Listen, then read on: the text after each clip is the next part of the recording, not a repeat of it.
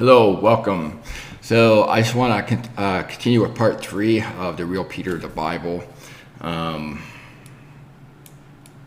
Many people have been fooled by church fathers, and they tend to believe what's written in the church fathers as the real Peter. But like showing you parts 1 and 2, that is not the real Peter of the Bible. So this here is a timeline which you have access to the description below. So it began AD 44 and goes all the way until AD 60. So basically, this is the period of Paul, in the book of Acts, but Peter and the 12 apostles, it also applied to them as well, this timeline. And that's the thing. People don't understand the real Peter of the Bible. So what happens is they substitute what they don't understand with what they've been told with church fathers, and then they believe it, and then they, without realizing, they take that, and then they bring it with them into the scriptures, and they're not seeing the real Peter of the Bible, and that's called eisegesis. Alrighty. So, so if you click on here, or click here to continue, just go further back in the timeline. So this brings you to the 70th week of Daniel, which is from AD 26 to AD 33. Okay, this is AD 26 here, AD 33. Alrighty. So let's go back. Assuming you watched parts 1 and 2, we've also added Mark chapter 6, verses 7 to 13. As well as Luke chapter 10, 1 through 3. So just click on that. And you can see they were to go out in pairs, okay? And so Christ gave them, that's going crazy here. Hold on here. So authority over unclean spirits, okay? Now keep in mind, this 12, I need to bring up that picture. Hold on a second here. Need to bring this up. Very important. Right here. Okay. So the 12 here, got Peter and John, 12. They were apostles to the 12 tribes of Israel, to the house of Israel. They were not apostles to the Gentiles. What the heck just happened here? Okay. Okay. Control. Okay. So they were apostles of the house of Israel, not Gentile. And this is a common problem, whether you're Orthodox, Eastern or Oriental, whether you're Roman Catholic or Protestant. A lot of people, due to presuppositions, have been led to believe that Peter and John were apostles to the Gentiles. But if you compare scripture to scripture carefully, Acts 2:5, for example, there were Jews scattered throughout all the nations. That's what we're talking about before Acts chapter 10, before Peter preached the gospel to Cornelius' household. So let's go back to that timeline.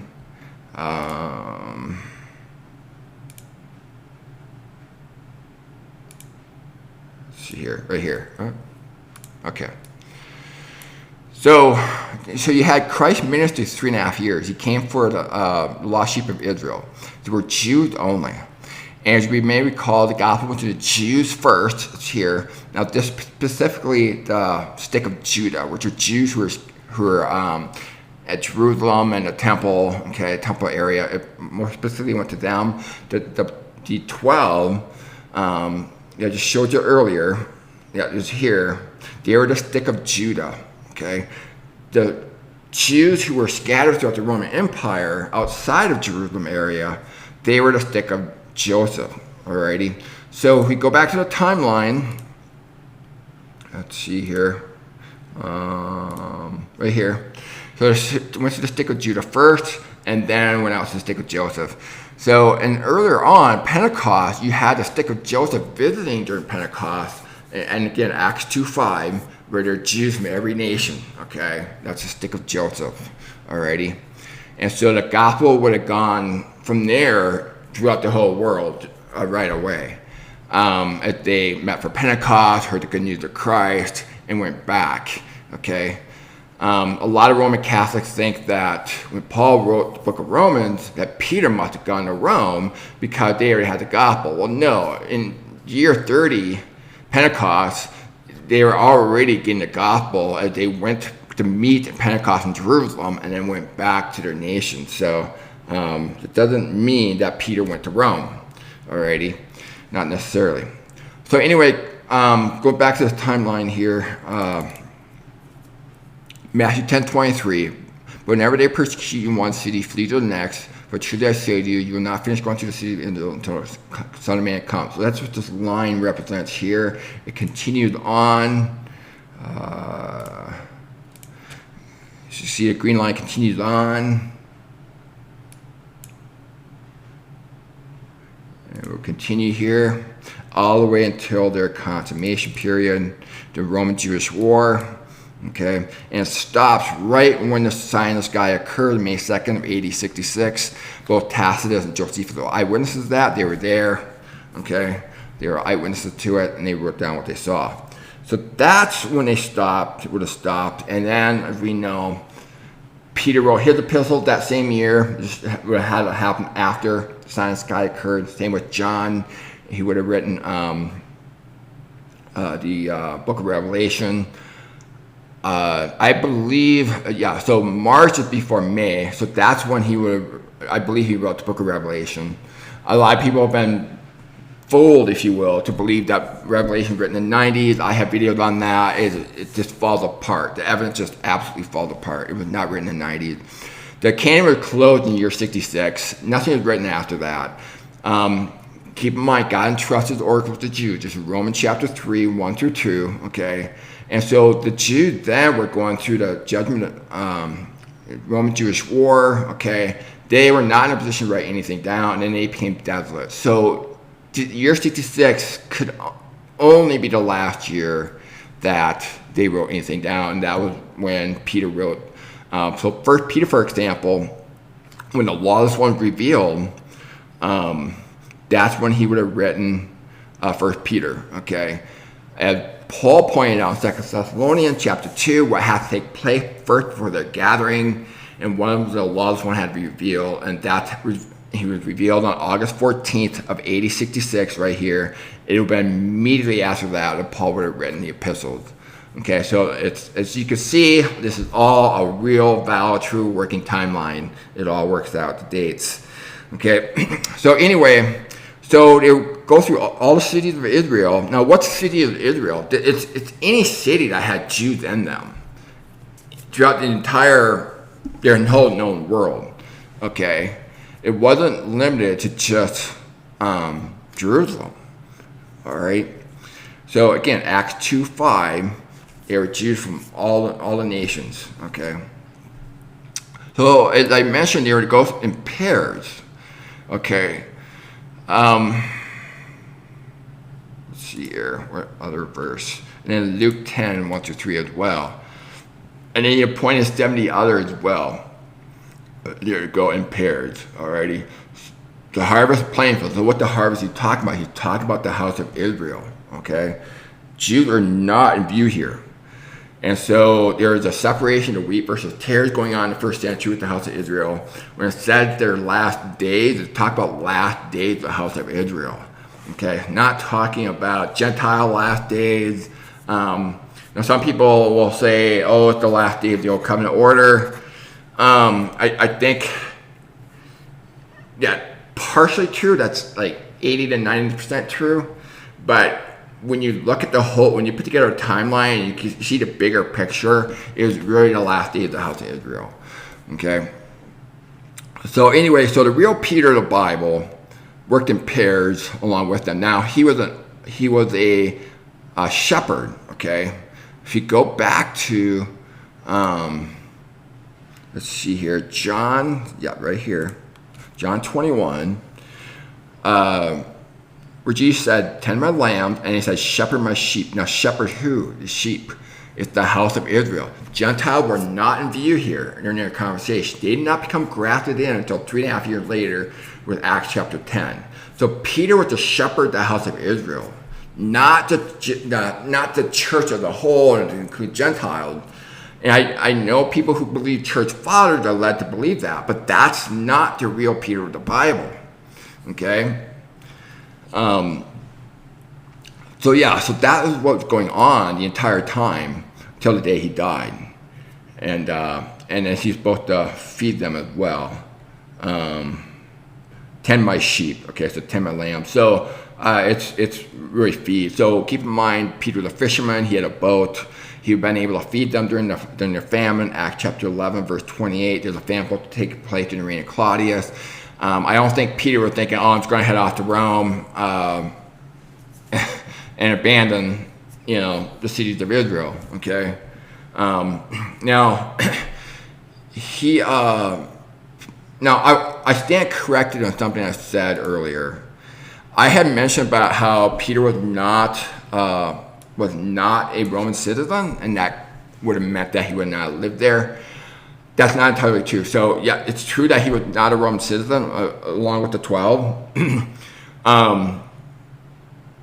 But that does not mean he could not live there. But the problem is he did not know their language, and that's where tongue comes in. But the purpose of tongues was for the unbelieving Jews, okay? So when they went out to the cities of Israel, they were able to speak their language, okay?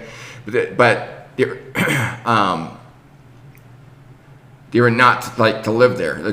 Jesus said in Matthew 10:23, but whenever they persecute you, one city flee to the next. So they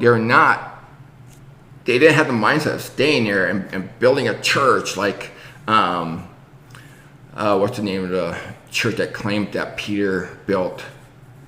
Antioch. That is absolutely fabricated. That does not fit the narrative what Peter was assigned to do with the 12, okay, and the 70, okay? It's mentioned here 70 others, okay? So Peter had a big responsibility and was very busy, as you can imagine. Going through the cities of Israel all the way until the year 66, feeding them, binding and loosing, just like Matthew 18:18 says. They're to bind and loosen the whole time. Let's go back to, right here. So they're to bind and loosen the whole time, binding and loosing, okay? Matthew 16:19, okay? So all these passages come together, all right? And so once you understand the timeline perspective, put it in the timeline, and piece all this together, you will eventually see, what's written by quote church fathers is absolutely false. Unless they disobeyed Christ and they abandoned their role, they abandoned the house of Israel. That is major. There's no way they would have done that. No way they would have done that.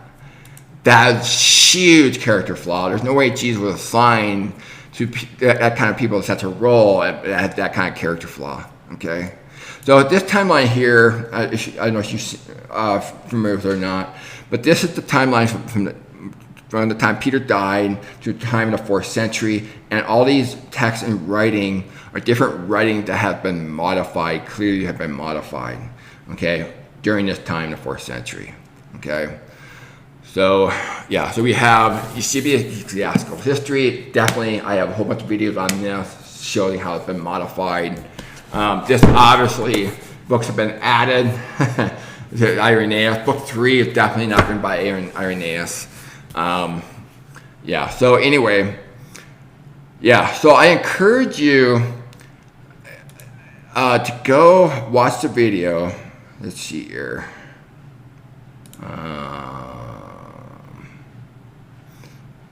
See if I can find it. So this right here. Watch the video, Constantine Arch and why it's important. That's where the fork meets in the road. That's where, it gives you a good starting point. Once you realize that Constantine did not convert, and who fabricated all this stuff, which was Eusebius, okay, then things will start to make sense. People who believe that Constantine actually converted, it's like a fork in the road. They've gone down a bad path, and they're not going to see the truth of the matter. So anyway, so again, the real Peter of the Bible, he was a shepherd over the house of Israel. He was to feed them. Gentiles were not on their radar at the time John 20 took place. They were not thinking along Gentiles. Matter of fact, earlier on, Jesus told them to not go to the Gentiles, okay? But then Acts chapter 10, that's when the Lord appeared to Cornelius, told him to send somebody out to Peter. Keep in mind, Peter was still going out to cities of Israel, but then just a short period of time, he was told to go to Cornelius' household, so he preached the gospel with them, and then he withdrew from the Gentiles immediately after that, and then went right back to going through the cities of Israel. So that's where this chart comes in, the 70th week.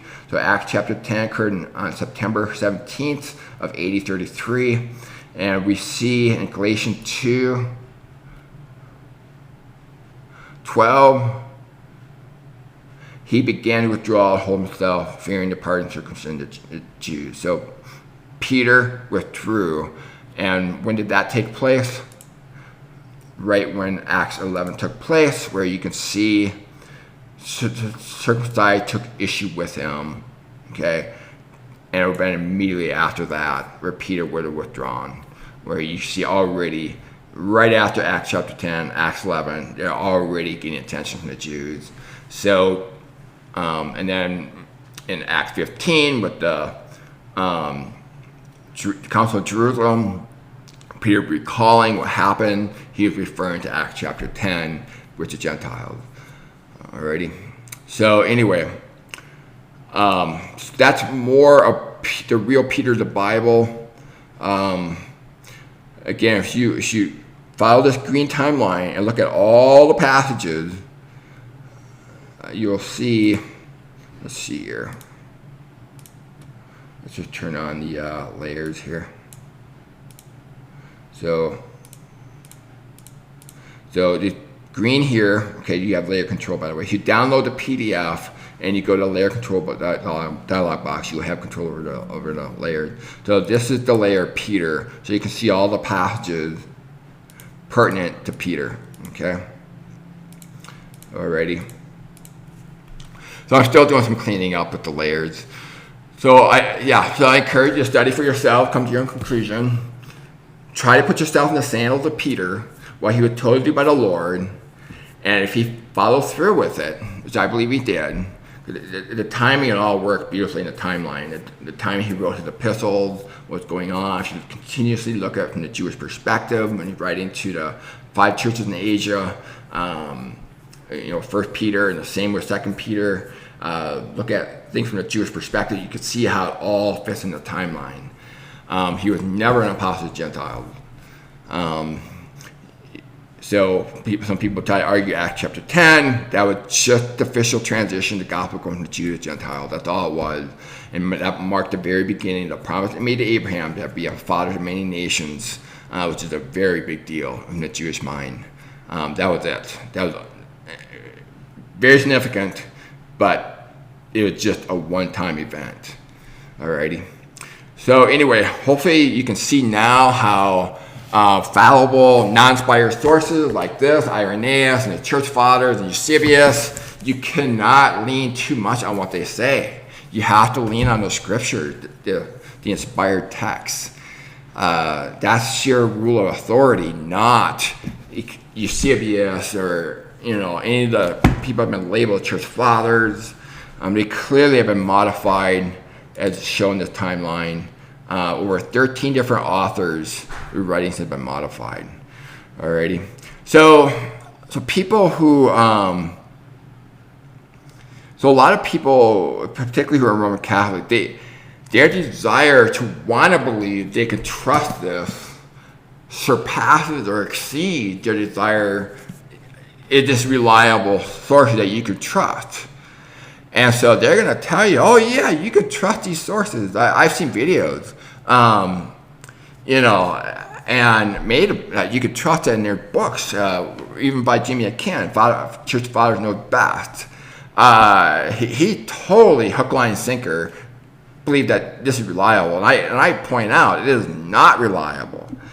And the problem is they have not gone further enough in their studies, putting together a timeline and trying to look at things from their sandals, from their perspective, to where they can see, oh, yeah, it was written by church fathers. There's a problem here. They're just not seeing it. So anyway, so again, I encourage you to even purchase your own drawing software, piece it together, and think this through and follow it.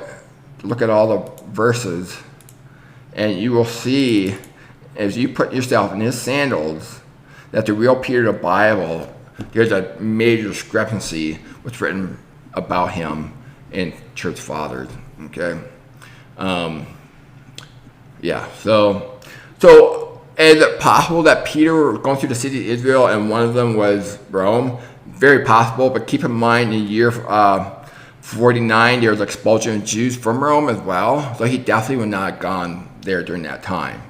But it could have been one of the many cities that he went through, speaking in tongues. Keep in mind, he did not know Greek. Okay, that's Acts chapter 4, verse 13. They recognize he was untrained, uneducated, which suggests that he did not know, and both John and Peter did not know Greek. Okay, that was in Jerusalem, that was the language of the educated. Okay, so some people try to get around and say, oh, this he's referring to their being rabbi. It had nothing to do with it. And obviously, Peter and John knew Scripture just reading their writing. They knew Scripture, okay? And not just their writing, but just reading the book of Acts and in other places. So anyway, I'll just leave it at that. So hopefully you can see that the writing of church fathers needs to be read with a great level of discernment. Need to question things, as I have, and clearly they have been modified. It's not trustworthy, it's not reliable. You really need to lean on the scriptures. Just like Paul said in Ephesians chapter 2, verse 20, the foundation is on the prophets, apostles, and Jesus Christ himself being a cornerstone. That is the foundation that we build our theology on. If you build your theology beyond that, with church fathers or pope or magisterium, you just end up merging the foundation together, and you're no longer getting the authored intent of the scriptures. You can kiss that idea goodbye. So anyway, that's all I have to say. Thank you very much for watching, and again, I hope you watch the video Constantine Arch and why it's important. That will help you understand, get back to the fork of the road, okay, and start from there, and you can take both paths you want. If you want to believe Constantine with a Christian, okay, and if you want to believe that he was not a Christian, I encourage you to take both paths and see where it goes. And eventually one will stand out above the other. He was definitely not a Christian. And why is that so important? Because somebody, Eusebius, fabricated this whole so-called conversion, and it doesn't it doesn't stop there. Alrighty. Anyway, thank you very much for watching, and I know it's a lot of material, so you have a great day. Thank you.